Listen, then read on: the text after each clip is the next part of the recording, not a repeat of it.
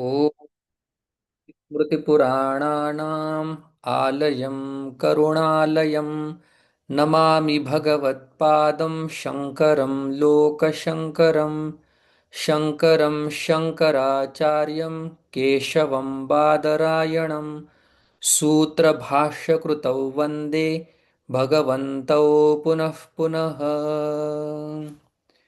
श्रीमद्भगवद्गीता शाङ्करभाष्यम् पञ्चदशोऽध्यायः। यस्मात् मदधीनं कर्मिणां कर्मफलं ज्ञानिनां च ज्ञानफलम् अतः भक्तियोगेन मां ये सेवन्ते ते मम प्रसादात् ज्ञानप्राप्तिक्रमेण गुणातीताः मोक्षं गच्छन्ति। किमु वक्तव्यम् आत्मनः तत्त्वम् एव सम्यक् विजानन्तः इति। अतः भगवान् अर्जुनेन अपृष्टः अपि आत्मनः तत्त्वं विवक्षुः उवाच ऊर्ध्वमूलम् इत्यादिना। तत्र तावत् वृक्षरूपककल्पनया वैराग्यहेतोः संसारस्वरूपं वर्णयति। विरक्तस्य हि संसारात् भगवत्तत्त्वज्ञाने अधिकारः न अन्यस्य इति। श्रीभगवानुवाच ऊर्ध्वमूलमधः शाखम् अश्वत्थं प्राहुरव्ययम् छन्दांसि यस्य पर्णानि यस्तं वेद स वेदवित्। ऊर्ध्वमूलं कालतः सूक्ष्मत्वात् कारणत्वात् नित्यत्वात् महत्त्वाच्च ऊर्ध्वम् उच्यते ब्रह्म अव्यक्तं मायाशक्तिमत् तत् मूलम् अस्य इति। सः अयं संसारवृक्षः ऊर्ध्वमूलः श्रुतेश्च ऊर्ध्वमूलो वाक्शाख एषोऽश्वत्थः सनातनः इति। पुराणे च अव्यक्तमूलप्रभवः तस्यैवानुग्रहोत्थितः बुद्धिस्कन्धमयैश्चैव इन्द्रियान्तरकोटारः महाभूतविशाखश्च विषयैः पत्रमांस्तथा धर्माधर्मसुपुष्पश्च सुखदुःखफलोदयः आजीव्यः सर्वभूतानां ब्रह्मवृक्षः सनातनः एतद्ब्रह्मवनं चैव ब्रह्माचरति नित्यशः। एतच्छित्वा च भित्त्वा च ज्ञानेन परमासिना ततश्चात्मरतिं प्राप्य तस्मान्नावर्तते पुनः इत्यादि। तम् ऊर्ध्वमूलं संसारं मायामयं वृक्षम् अधःशाखं महदहङ्कारतन्मात्रादयः शाखाः इव अस्य अधः भवन्ति इति।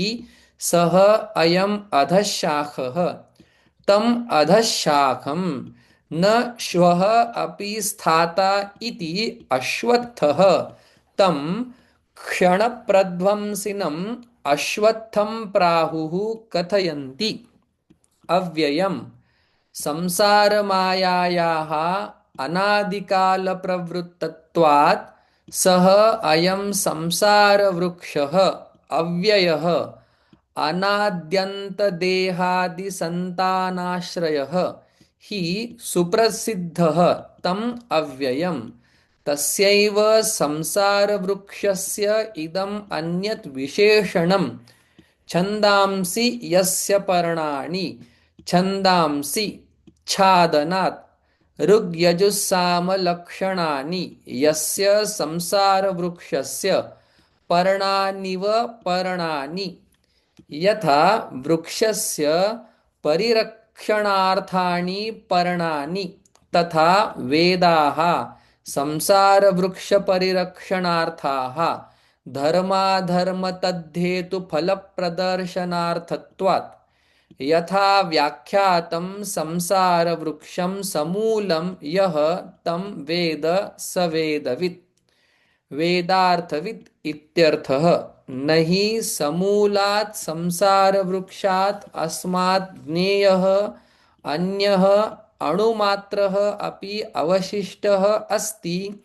इति। अतः सर्वज्ञः सर्ववेदार्थवित् इति समूलसंसारवृक्षज्ञानं स्तौति। तस्य एतस्य संसारवृक्षस्य अपरा अवयवकल्पना उच्यते। अधश्चोर्ध्वं प्रसृतास्तस्य शाखाः गुणप्रवृद्धा विषयप्रवालाः अधश्च मूलान्यनुसन्ततानि कर्मानुबन्धीनि मनुष्यलोके। अधः मनुष्यादिभ्यः यावत् स्थावरम् ऊर्ध्वं च यावत् ब्रह्मणः विश्वसृजः धामः इति एतद् अन्तं यथा कर्म यथा श्रुतं ज्ञानकर्मफलानि तस्य वृक्षस्य शाखा इव शाखाः प्रसृताः प्रगताः गुणप्रवृद्धाः गुणैः सत्वरजस्तमोभिः प्रवृद्धाः स्थूलीकृताः उपादानभूतैः विषयप्रवालाः विषयाः शब्दादयः प्रवालाः इव देहादिकर्मफलेभ्यः शाखाभ्यः अंकुरीभवन्ति इव तेन विषयप्रवालाः शाखाः।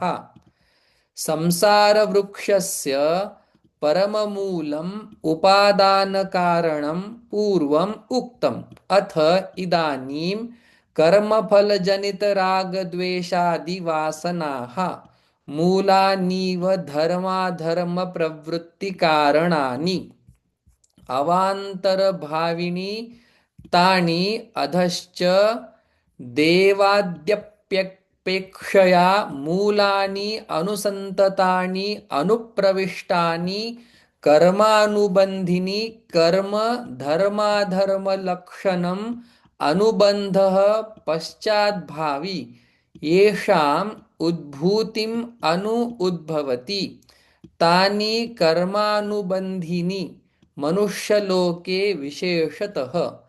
अत्र हि मनुष्याणां कर्माधिकारः प्रसिद्धः।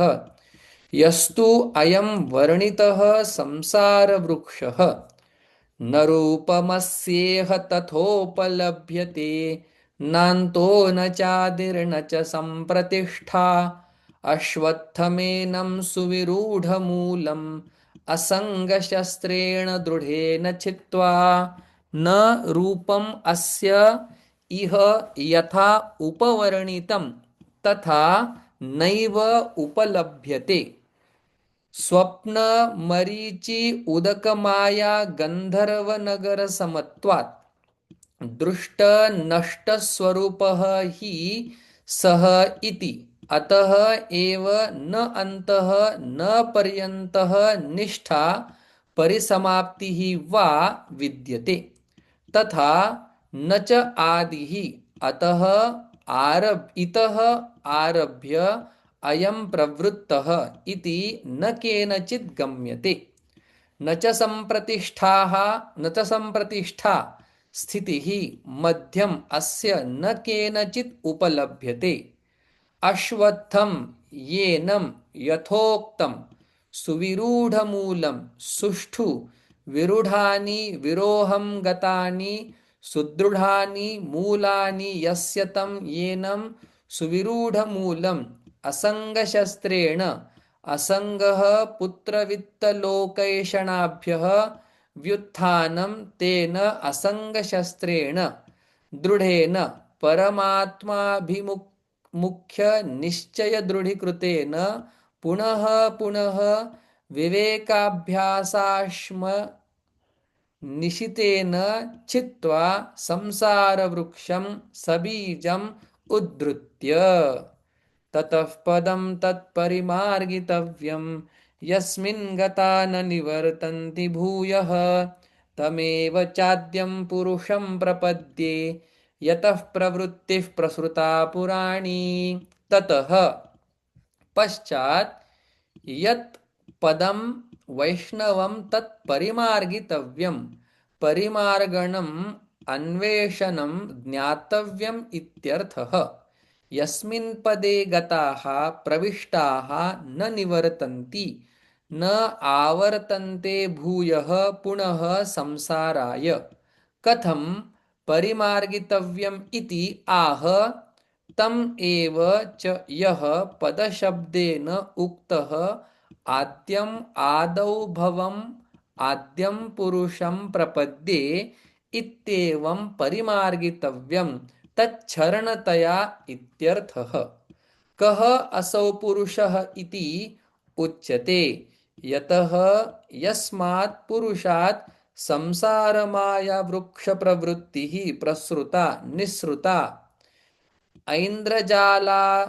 ऐन्द्रजालिकात् इव माया पुराणी चिरन्तनी कथं भूताः तत्पदं गच्छन्ति इति उच्यते।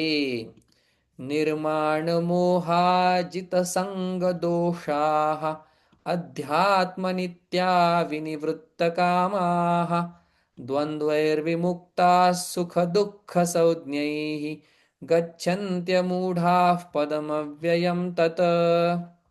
निर्मानमोहा मानश्च मोहश्च मानमोहौ तौ निर्गतौ येभ्यः ते निर्मानमोहाः मानमोहवर्जिताः।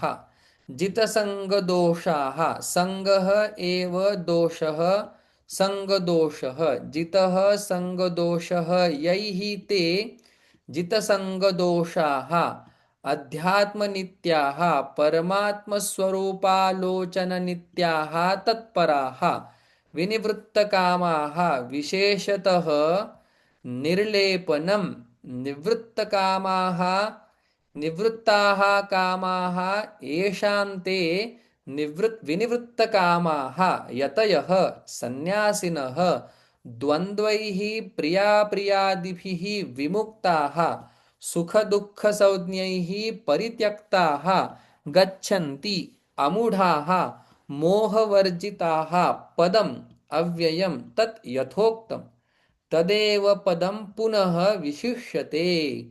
न तद्भासयते सूर्यः न शशाङ्को न पावकः यद्गत्वा न निवर्तन्ते तद्धाम परमं मम। तद्धाम इति व्यवहितेन धाम्ना संबध्यते। तद्धाम तेजोरूपं पदं न भासयते सूर्यः आदित्यः सर्वावभासनशक्तिमत्वेऽपि सति तथा न शशाङ्कः चन्द्रः न पावकः न अग्निः अपि यद्धाम वैष्णवं पदं गत्वा प्राप्य न निवर्तन्ते यच्च सूर्यादिः न भासयते तद्धाम पदं परमं विष्णोः मम पदं यद्गत्वा न निवर्तन्ते इत्युक्तम्। ननु सर्वाः हि गतिः आगत्यन्ता संयोगाः विप्रयोगान्ताः इति प्रसिद्धम्। कथम् उच्यते तद्धाम गतानां नास्ति निवृत्तिः इति। शृणु तत्र कारणम्। ममैवांशो जीवलोके जीवभूतः सनातनः मनःषष्ठानीन्द्रियाणि प्रकृतिस्थानि कर्षति ममैव परमात्मनः नारायणस्य अंशः भागः अवयवः एकदेशः इति अनर्थान्तरं जीवलोके जीवानां लोके संसारे जीवभूतः कर्ता भोक्ता इति प्रसिद्धः सनातनः चिरन्तनः। यथा जलसूर्यकः सूर्यांशः जलनिमित्तापाये सूर्यमेव गत्वा न निवर्तते च तेनैव आत्मना गच्छति। एवमेव यथा घटादि उपाधि परिच्छिन्नः घटादि आकाशः आकाशांशः सन् घटादि निमित्तापाये आकाशं प्राप्य न निवर्तन्ते। अतः उपपन्नम् उक्तं यद्गत्वा न निवर्तन्ते इति। ननु निरवयवस्य परमात्मनः कुतः अवयवः एकदेशः अंशः इति। सावयवत्वे च विनाशप्रसङ्गः अवयवविभागात् नैष दोषः अविद्याकृतोपाधिपरिच्छिन्नः एकदेशः अंशः इव कल्पितः यतः दर्शितश्च अयमर्थः क्षेत्राध्याये विस्तरशः। सः च जीवः मदंशत्वेन कल्पितः कथं संसरति उत्क्रामति च इति उच्यते। मनः षष्ठानि इन्द्रियाणि श्रोत्रादीनि प्रकृतिस्थानि स्वस्थाने कर्णशुष्कुल्यादौ प्रकृतौ स्थितानि कर्षति आकर्षति। कस्मिन् काले शरीरं यदवाप्नोति यच्चाप्युत्क्रामतीश्वरः गृहीत्वैतानि संयाति वायुर्गन्धानि वाशयात्। यच्चापि यदा चापि उत्क्रामति ईश्वरः देहादिसङ्घातस्वामी जीवः तदा कर्षति इति श्लोकस्य द्वितीयपादः अर्थवशात् प्राथम्येन सम्बध्यते। यदा च पूर्वस्मात् शरीरात् शरीरान्तरम् अवाप्नोति तदा गृहीत्वा एतानि मनःषष्ठानि इन्द्रियाणि संयाति सम्यक् याति गच्छति। किमिव इति आह वायुः पवनः गन्धान् इव आशयात् पुष्पादेः। कानि पुनः तानि श्रोत्रं चक्षुस्पर्शनं च रसनं घ्राणमेव च अधिष्ठाय मनश्चायं विषयानुपसेवते। श्रोत्रं चक्षुः स्पर्शनं च त्वगिन्द्रियं रसनं घ्राणमेव च मनश्च षष्ठम् प्रत्येकम् इन्द्रियेण सह अधिष्ठाय देहस्थः विषयान् शब्दादीन् उपसेवते। एवं देहगतं देहात् उत्क्रामन्तं स्थितं वापि भुञ्जानं वा गुणान्वितं विमूढानानुपश्यन्ति पश्यन्ति ज्ञानचक्षुषः। उत्क्रामन्तं देहं पूर्वोपात्तं परित्यजन्तं स्थितं वापि देहे तिष्ठन्तं भुञ्जानं वा शब्दादींश्च उपलभमानं गुणान्वितं सुखदुःखमोहाद्यैः गुणैः अन्वितम् अणुगतं संयुक्तम् इत्यर्थः। एवं भूतम् अपि येनम् अत्यन्तदर्शनगोचरप्राप्तं विमूढाः दृष्टादृष्टविषयभोगबलाकृष्टचेतः तया अनेकधा मूढाः न अनुपश्यन्ति।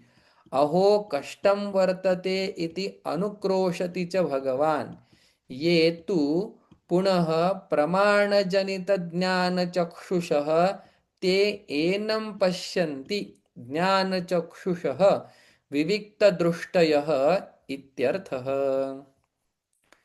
यतन्तो योगिनश्चैनं पश्यन्त्यात्मन्यवस्थितं यतन्तोऽप्यकृतात्मानः नैनं पश्यन्त्यचेतसः।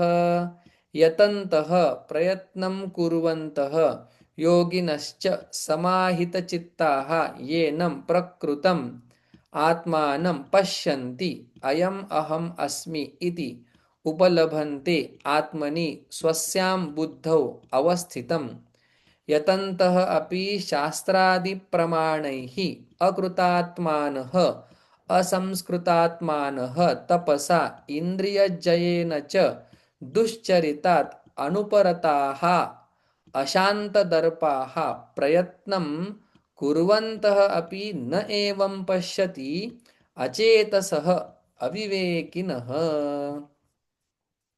यत्पदं सर्वस्य अवभासकम् अपि अग्न्यादित्यादिकं ज्योतिः न अवभासते यत्प्राप्ताश्च मुमुक्षवः पुनः संसाराभिमुखाः न निवर्तन्ते यस्य च पदस्य उपाधिभेदम् अनुविधीयमानाः जीवाः घटाकाशादयः इव आकाशस्य अंशाः तस्य पदस्य सर्वात्मत्वं सर्वव्यवहारास्पदत्वं च विवक्षुः चतुर्भिः श्लोकैः विभूतिसंक्षेपम् आह भगवान्।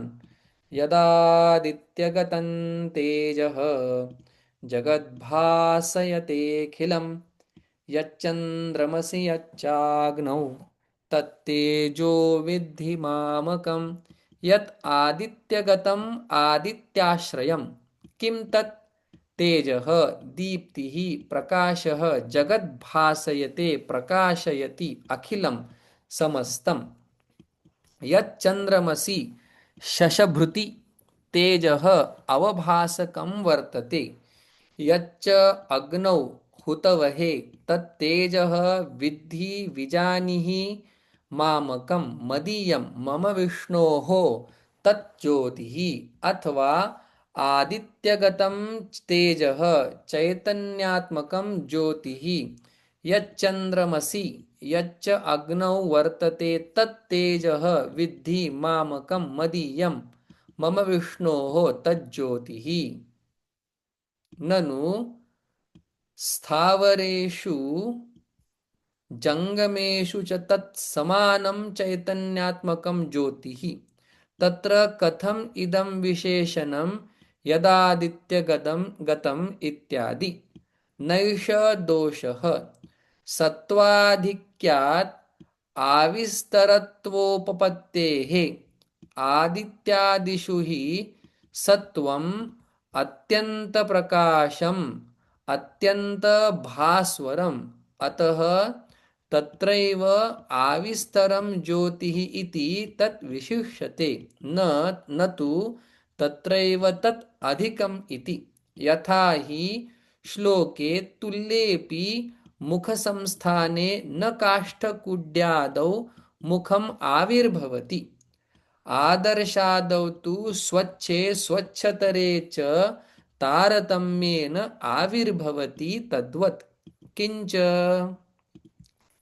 गामाविश्य च भूतानि धारयाम्यहमोजसा पुष्णामि चौषधीः सर्वाः सोमो भूत्वा रसात्मकः। गां पृथ्वीम् आविश्य प्रविश्य धारयामि भूतानि जगत् अहम् ओजसा बलेन यत् बलं कामरागविवर्जितम् ऐश्वरं रूपं जगद्विधारणाय पृथिव्याम् आविष्टं येन पृथिवी गुर्वी न अधः पतति न विदीर्यते च तथा च मंत्रवर्णः येन द्यौरुग्रा पृथिवी च दृढा इति स दाधार पृथिवीम् इत्यादिश्च। अतः गामाविश्य च भूतानि चराचराणि धारयामि इति युक्तम् उक्तम्। किंच पृथिव्यां जाताः औषधीः सर्वाः व्रीहियवाद्याः पुष्णामि पुष्टिमतीः रसस्वादुमतिश्च करोमि। सोमः भूत्वा रसात्मकः सोमः सन् रसात्मकः रसस्वभावः सर्वरसानाम् आकरः सोमः स हि सर्वरसात्मकः सर्वाः ओषधीः स्वात्मरसानाम् अनुप्रवेश्यन् पुष्णाति किञ्च अहं वैश्वानरो भूत्वा प्राणिनां देहमाश्रितः प्राणापानसमायुक्तः पचाम्यन्नं चतुर्विधम् अहम् एव वैश्वानरः उदरस्थः अग्निः भूत्वा अयमग्निर्वैश्वानरः योऽयमन्तः पुरुषे येनेदमन्नं पच्यते इत्यादि श्रुतेः वैश्वानरः सन् प्राणिनां प्राणवतां देहम् आश्रितः प्रविष्टः प्राणापानसमायुक्तः प्राणापानाभ्यां समायुक्तः संयुक्तः पचामि पक्तिं करोमि अन्नम् अशनं चतुर्विधं चतुष्प्रकारं भोज्यं भक्ष्यं चोष्यं लेह्यं च भोक्ता वैश्वानरः अग्निः अग्नेः भोज्यम् अन्नं सोमः तदेतत् उभयम् अग्निशोमौ सर्वम् इति पश्यतः अन्नदोषलेपः न भवति किञ्च सर्वस्य चाहं हृदि सन्निविष्टः मत्तस्मृतिर्ज्ञानमपोहनं च वेदैश्च सर्वैरहमेव वेद्यः वेदान्तकृद्वेदविदेव चाहं सर्वस्य च प्राणिजातस्य अहम् आत्मा सन् हृदि बुद्धौ सन्निविष्टः अतः मत्तः आत्मनः सर्वप्राणिनां स्मृतिः ज्ञानं तदपोहनं च अपगमनं च येषां यथा पुण्यकर्मणां पुण्यकर्मानुरोधेन ज्ञानस्मृति भवतः तथा पापकर तथा पापकर्मणां पापकर्मानुरूपेण स्मृतिज्ञानयोः अपोहनं च अपायनम् अपगमनं च वेदैश्च सर्वैः अहमेव परमात्मा वेद्यः वेदितव्यः वेदान्तकृत् वेदान्तार्थसम्प्रदायकृत् इत्यर्थः वेदवित् वेदार्थवित् एव च अहम् भगवतः ईश्वरस्य नारायणाख्यस्य विभूतिसङ्क्षेपः उक्तः विशिष्टोपाधिकृतः यदादित्यगतं तेजः इत्यादिना अथ अधुना तस्यैव क्षराक्षरोपाधिप्रविभक्ततया निरुपाधिकस्य केवलस्य स्वरूपनिर्दिधारिषया ईशया उत्तरे श्लोकाः आरभ्यन्ते तत्र सर्वमेव अतीतानागताध्यायार्थजातं त्रिधा राशीकृत्य आह द्वाविमौ पुरुषौ लोके शरश्चाक्षर एव च क्षरः सर्वाणि भूतानि कूटस्थोऽक्षर उच्यते द्वौ इमौ पृथग्राशीकृतौ पुरुषौ इति उच्येते लोके संसारे शरश्च क्षरति इति क्षरः विनाशि इति एकः राशि अपरः पुरुषः अक्षरः तद्विपरीतः भगवतः मायाशक्तिः शराख्यस्य पुरुषस्य उत्पत्ति बीजम् अनेक संसारी जंतु काम कर्मादि संस्काराश्रयः अक्षरः पुरुषः उच्यते कौ तौ पुरुषौ इति आह स्वयमेव भगवान् क्षरः सर्वाणि भूतानि समस्तं विकारजातम् इत्यर्थः कूटस्थः कूटः राशिः इव स्थितः अथवा कूटः मायावञ्चना जिह्मता कुटिलता इति पर्यायाः अनेकमायावञ्चनादिप्रकारेण स्थितः कूटस्थः संसारबीजानन्त्यात् न क्षरति इति अक्षरः उच्यते। आभ्यां क्षराक्षराभ्याम् अन्यः विलक्षणः क्षराक्षरोपाधिद्वयदोषेण अस्पृष्टः नित्यशुद्धबुद्धमुक्तस्वभावः। उत्तमः पुरुषः उत्तमः पुरुषस्त्वन्यः परमात्मेत्युदाहृतः यो लोकत्रयमाविश्य बिभर्त्यव्यय ईश्वरः।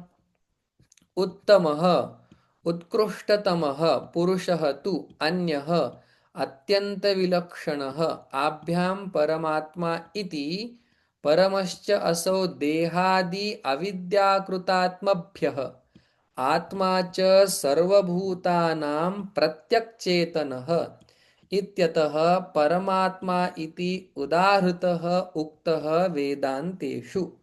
सः एव विशिष्यते यः लोकत्रयं भूर्भुवः स्वराख्यं स्वकीयया चैतन्यबलशक्त्या आविश्य प्रविश्य बिभर्ति।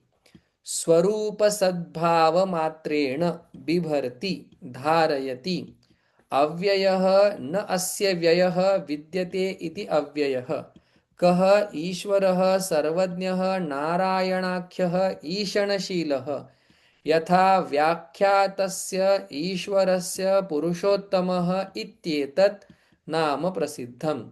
तस्य नामनिर्वचनप्रसिद्ध्या अर्थवत्त्वं नाम्नः दर्शयन् निरतिशयः अहम् ईश्वरः इति आत्मानं दर्शयति भगवान्।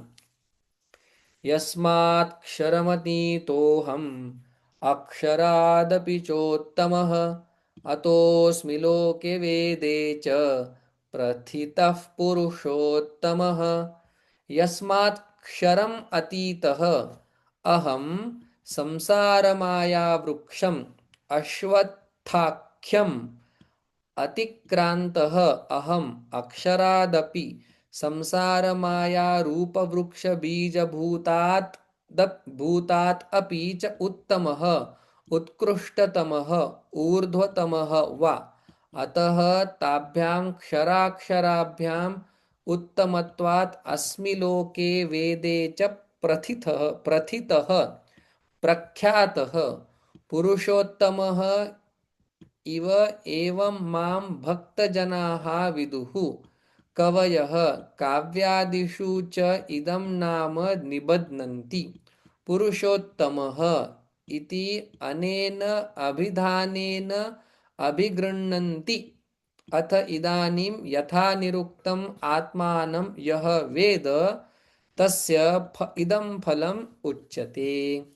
यो मामेवमसम्मूढः जानाति पुरुषोत्तमम्।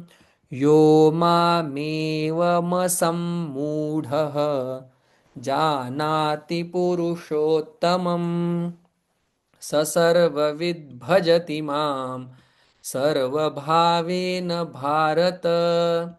यः माम् ईश्वरं यथोक्तविशेषणम् एवं यथोक्तेन प्रकारेण असम्मूढः सम्मोहवर्जितः सन् जानाति अयम् अहम् अस्मि इति पुरुषोत्तमं सः सर्ववित् सर्वात्मना सर्वं वेत्ति इति सर्वज्ञः सर्वभूतस्थं भजति मां सर्वभावेन सर्वात्मतया। हे भारत, अस्मिन् अध्याये भगवत्तत्त्वज्ञानं मोक्षफलम् उक्त्वा अथ इदानीं तत्स्तौति।